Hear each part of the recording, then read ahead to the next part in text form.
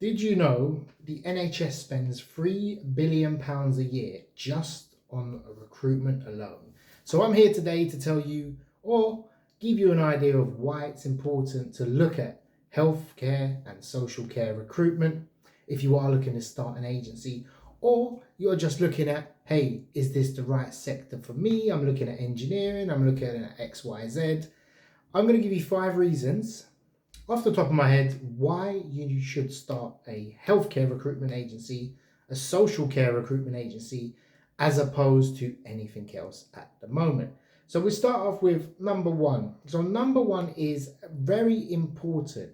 Recruitment is cyclical, meaning there's cycles. It's a market. It goes up and down, up and down. At the moment, it might feel a little rough. 2 years later, you're on top of the world.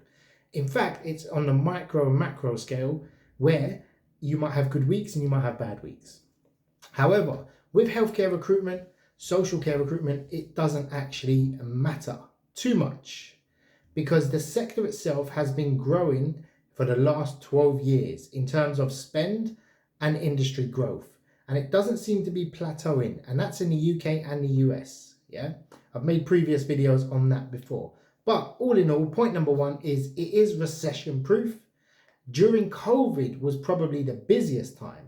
So a pandemic, a healthcare emergency, a war, you're probably going to look at an uptick rather than a downtick.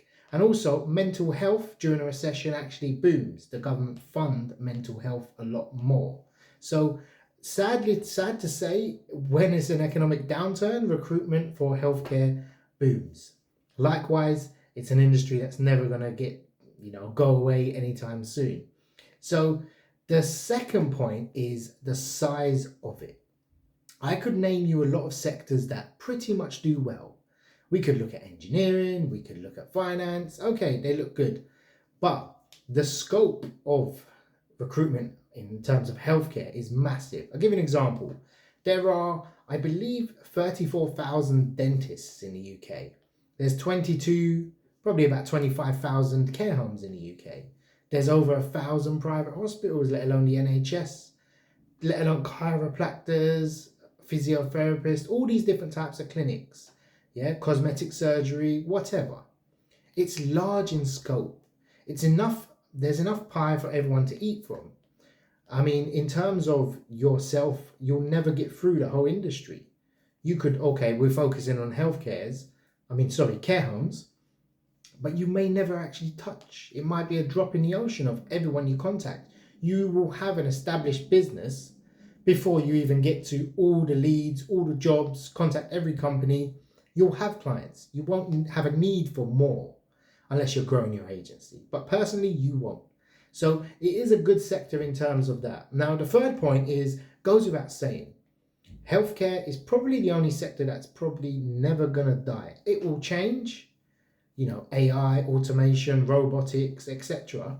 But healthcare, and when I say healthcare, it's the broad spectrum of pharmaceutical, medical, physio, etc. So it's never really going to die. People are always going to have a need for it. That's just our nature. It's the same with the food industry. The food industry is never going to die. We need healthcare. We need the food sector. Look at America with the pharmaceuticals. It's just growing. It's never going to die. So the fourth point on this list would be it's very dynamic. And what I mean by dynamic is you might come into this. I'm a high volume recruiter, so I prefer the fees a bit lower so I can do a lot of placements. It brings me more consistency. I prefer volume rather than that. So I'm a perm recruiter. So the dynamic comes into play because if you want to be a specialist, you can. If you want to be a generalist, you can. It fits all types of personalities, business styles, sales styles, etc. And the good thing is it's very reachable by only cold email and it can be started part-time. So it pretty much suits everyone. I haven't met anyone that I've thought, you know what, healthcare wouldn't be good for you. If you had a very soft, timid person that gets offended very easily, there's some sectors I wouldn't send them in to recruit for. You wouldn't start recruiting bailiffs, mechanics, stuff like that if you have a different personality type. Whereas healthcare fits everyone. If you want to start recruiting dentists, go ahead. If you want to recruit nurses, you can go ahead, physiotherapists, etc. So it is a good sector for you to be flexible as you want. And you can also sidestep it. You can start looking at childcare, education, All roads lead to home. It's a very broad topic, is probably the best way to put it. And the fifth one is you do not have to choose between temporary and permanent recruitment when it comes to healthcare. Some sectors are predominantly perm and temp. However, healthcare recruitment, social care, is a sector where you can do both at the same time. Even you can have a client that gives you permanent and also temporary jobs. So it is, all in all, 5 valid points, I believe, for anyone to sort of look at and start a healthcare or social care agency. Till next time, all the best and take care.